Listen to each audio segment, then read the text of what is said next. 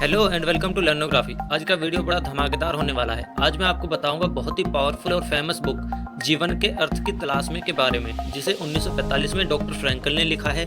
1905 में जन्मे doctor Frankel ने वियना यूनिवर्सिटी से दर्शन और चिकित्सा में डॉक्टर की उपाधि ग्रहण की। दूसरे विश्व युद्ध के दौरान उन्होंने ऑस्विट्ज, डखो और अन्य यात्रा कैंपों में 3 साल बिताए। वहाँ उन्होंने मनुष्य के ऐसे रूपों को देखा जिसकी कोई कल्पना भी नहीं कर सकता। वो हर रोज मौत को बहुत नजदीक से देखते। तो चलिए शुरू करते हैं। यह पुस्तक इंसान के जन्मसिद्ध अधिकार के बारे में है। लेखक को यातना शिविरों में यातनाएं सहनी पड़ी। उनका वहां से जीवित आना भी किसी करिश्मे से कम नहीं था। जिस व्यक्ति के पास अपने जीवन के लिए क्यों है, वह किसी भी तरह के कैसे को सहन कर लेगा। जिन कैदियों ने उम्मीद खो दी थी, उन्होंने ही सबसे पहले उस यातना शिविर में प्राण त्यागे। जीवन आनंद की तलाश नहीं है, ना ही इसे सत्ता की तलाश माना जा सकता है। यह तो अर्थ की तलाश से जुड़ा है। फ्रैंकल अर्थ के लिए 3 संभावित स्रोतों की बात करते हैं: काम के दौरान, प्रेम के दौरान और कठिन समय में भी अपना साहस बनाए रखना। पीड़ा या कष्ट अपने आप में अर्थहीन होते हैं। हम जिस तरह अपनी पीड़ा के साथ पेश आते हैं, उसे वैसे ही मायने देते हैं। आपके साथ जीवन में जो हुआ उस पर आपका वश नहीं है, लेकिन आपने उस घटना के प्रति क्या अनुभव किया और उसके साथ कैसे पेश आए, यह तो हमेशा से ही आपके वश में रहा है। बुक में 2 पार्ट हैं, तो हम पहले पार्ट से शुरू करते हैं। पार्ट 1, बंदी शिविर का अनुभव। यह कहानी इस प्रश्न का उत्तर देने का प्रयास करेगी कि यातना शिविर में एक औसत बंदी का रोजमर्रा का जीवन कैसा था। ये उन साधारण बंदियों की कहानी है जिनके बाजुओं पर किसी खास पहचान वाले निशान नहीं थे, जिनसे कापोस मतलब प्रमुख सिपाही सचमुच घृणा करते थे। शिविर के अंदर रोज मिलने वाली रोटी और अपने जीवन के लिए लगातार चलने वाली जंग थी। बीमार, कमजोर और काम करने में अयोग्य बंदियों को चुन चुनकर गैस चैम्बरों में डाल दिया जाता। बंदी जो ही शिविर में दाखिल होते, उनके सारे दस्तावेज और पहचान पत्र छीन लिए जाते और उन्हें कोई नंबर दिया जाता जो उनकी चमड़ी पर गोद दिया जाता। हर आदमी केवल इसी सोच में डूबा था कि उसे किसी भी तरह खुद को जीवित रखना है। केवल बेरहम कैदियों को ही कापोस चुना जाता। लेखक कैदी नंबर 119104 थे और उनका अधिकतर समय रेलवे पटरियों की खुदाई करते और पटरियां बिछाते हुए बीतता। हालात ऐसे होते कि शिविर में दाखिल होते समय हर बंदी लगातार सदमों का सामना करता। अगर कोई बंदी तगड़ी मेहनत करता तो उसे एक कूपन मिलता, जिससे 6 सिगरेट या 6 कटोरे सूप मिल जाते। पिछले कई दिनों से करीब 1500 बंदी 24 घंटे सफर कर रहे थे। रेलगाड़ी के डिब्बे कैदियों से इस तरह ठूंसे हुए थे कि केवल खिड़कियों के ऊपरी हिस्से से ही दिन के प्रकाश की हल्की सी झलक मिलती। रेलगाड़ी से उतारकर 1500 कैदियों को एक ऐसे छोटे से बाड़े में ठूस दिया गया जिसमें शायद मुश्किल से 2 कैदियों की जगह रही होगी। भूख और सर्दी के मारे जान निकल रही थी। पिछले 4 दिनों से हर बंदी के लिए लगभग 28 ग्राम डबल रोटी का टुकड़ा ही पेट भरने का साधन था। 1500 कैदियों में से सिर्फ कुछ ही जिंदा बचे थे, बाकी सबको गैस चैम्बरों में फेंक दिया गया। हम अपने दांत साफ नहीं कर सकते थे। हमें कमीज को तब तक पहनना पड़ता जब तक वो कमीज लगनी बंद ना हो जाए। हम कई दिनों तक अपने शरीर को साफ नहीं कर पाते थे क्योंकि नलों में पानी जम जाता था और फिर भी हमारे गंदे हाथों पर पड़े छालों और फफोलों में मवाद नहीं भरता। एक इंसान में इतनी सहनशक्ति भी होती है। जिंदा रहने के लिए हर कैदी को किसी भी हालत में फिट दिखना होता था। कैदी की अपने घर परिवार के लिए गहरी तड़प सबसे पहले सामने आती। अधिकतर कैदियों को फटेहाल चित्रों से बनी वर्दी पहनने को मिलती। कैदियों को जरा सी बातों के बहाने जमकर पीटा जाता। मार पिटाई का सबसे पीड़ादायक भाग उससे जुड़ा अपमान ही होता था। कई बार ऐसे पल भी आते जब नफरत से पैदा हुए गुस्से के कारण खुद को भावहीन समझने वाला बंदी भी भड़क सकता है। यह गुस्सा अपमान की वजह से आता है। किसी भी तरह के विरोध को मारपीट करके तुरंत दबा दिया जाता। लगभग सभी शिविरवासियों की तरह लेखक भी शरीर में सूजन के रोग से ग्रस्त थे। कभी कभी जो खुशकिस्मत होता उसे 1-2 मटर के दाने सूप के साथ मिल जाते, जिससे वो सिर्फ पानी वाला सूप पीने से बच जाता।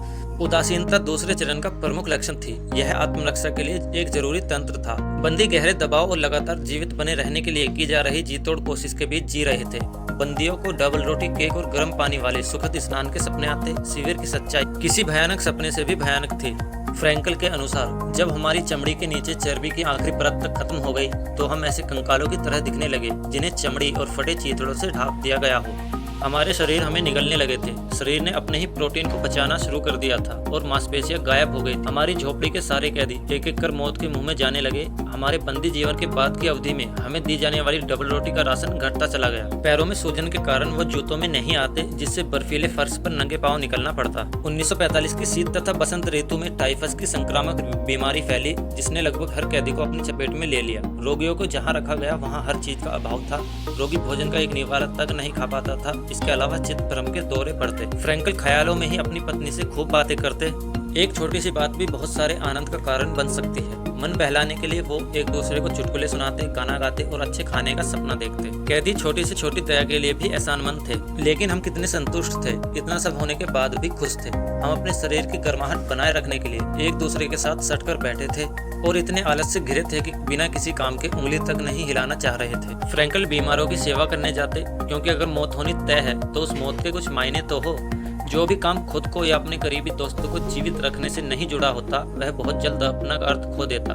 यदि यातना कैंप में मनुष्य अपने आत्मसम्मान को बचाने की आखिरी कोशिश में इसके खिलाफ न लड़ता, तो वह एक व्यक्ति और दिमाग वाला जीव होने का एहसास खो देता। यदि अपनी रक्षा के लिए झुंड के बीच चलना पसंद करते, जिस कच्ची झोपड़ी में लेखक काम करते थे उसमें 50 रोगी बेसुध पड़े रहते और उनमें कीड़े रेंग रहे होते थे। कैंप में आधा दर्जन लोग डेली मरते थे। घातक रूप से गंभीर रोगियों को किसी भी तरह की दवा की मनाही थी। एक बार इतनी भुखमरी हुई कि लाशों की मांस को ही खाना पड़ा। बहुत से कैदी जो ज्यादा बीमार हो गए, उन्हें झोपड़ी में ही जिंदा जलाकर मार दिया गया। शिविर का जीवन के अनुभव बताते हैं कि मनुष्य के पास यह चुनाव हमेशा होता है कि उसे क्या करना है। अगर जीवन में कहीं भी कोई भी सार्थकता है तो कष्ट के भी अपने मायने हो जाते हैं। बंदियों में केवल कुछ लोग ही ऐसे थे जो अपनी अंदरूनी आजादी को बरकरार रख सके और अपने कष्टों से मिले मूल्यों को अपना सके। मनुष्य के पास हमेशा अवसर होता है कि वह अपने ही कष्टों से खुद कुछ हासिल कर ले। किसी भी बंदी की जेल में रहने की अवधि असीमित और असीम थी। यह देख पाना कठिन था कि अस्तित्व के इस रूप का अंत क्या और कब होगा। कैंप के संघर्ष को अपने अंदरूनी बल की परीक्षा मानने के बजाय उन्होंने अपने जीवन को गंभीरता से नहीं लिया और उसे परिणाम रहित मानकर नफरत करने लगे। ऐसे लोगों के लिए जीवन के कोई मायने नहीं रह गए। यह मनुष्य की बहुत विचित्र आदत है कि वह भविष्य की ओर देखकर ही जी सकता है और उसके अस्तित्व के सबसे कठोर क्षणों में भी यही उसकी मुक्ति होती है। जो व्यक्ति अपने भविष्य के प्रति विश्वास खो देता, उसका भविष्य अभिशापित हो जाता। भविष्य पर भरोसा और जीने की आस खत्म होते ही शरीर रोग से ग्रस्त हो जाता। जिस व्यक्ति के पास जीने का कोई कारण रहा हो, उसके लिए वह सब करना सरल हो जाता है जो करना जरूरी हो। जीवन का असली अर्थ यह है कि हम इसकी समस्या का उचित हल ढूंढने का दायित्व उठाएं और उन सभी कामों को पूरा करें जो जीवन ने प्रत्येक व्यक्ति के लिए तय कर रखे हैं। कोई भी परिस्थिति खुद को दोहराती नहीं है। कई बार इंसान जिस परिस्थिति में होता है, हो सकता है कि कर्म के माध्यम से अपना भाग्य रचने के लिए उसे उसी परिस्थिति की आवश्यकता हो। जीवन का अर्थ यही है कि आप किसी सार्थक गतिविधि के माध्यम से सक्रिय सर्जन करते हुए कुछ हासिल करें और एक उद्देश्य के साथ आगे बढ़ें। कैंप के एक कड़े नियम के मुताबिक आत्महत्या करने वाले को बचाने का कोई प्रयत्न नहीं होना चाहिए। अगर कोई आत्महत्या की कोशिश करते पकड़ा जाता तो उसे मार दिया जाता। जो व्यक्ति अपने अधूरे छोड़े गए काम की जिम्मेदारी स्वीकार कर लेगा, वह कभी अपने जीवन के साथ खिलवाड़ नहीं करेगा। वह जो मुझे मार नहीं सकता और भी मजबूत बना देता है। किसी भी हालात में इंसानी जीवन अपना अर्थ नहीं खोता। लोगों को धीरे धीरे ही इस सच की ओर लाया जा सकता था कि किसी को भी कुछ गलत करने का अधिकार नहीं है, भले ही उसके साथ कितना ही बुरा क्यों ना हुआ हो। हम सब कैंप में एक दूसरे से कहते थे कि हमने जो भी कष्ट सहा, कोई भी सांसारिक खुशी उसकी क्षतिपूर्ति नहीं कर सकती। किसी भी घर लौटने वाले व्यक्ति के लिए सबसे बड़ा अनुभव था उसके मन में इस अद्भुत भावना का जन्म कि उसने जो भी पीड़ा सही है, अब उसके बाद उसे ईश्वर के सिवा किसी से भी भयभीत होने की जरूरत नहीं।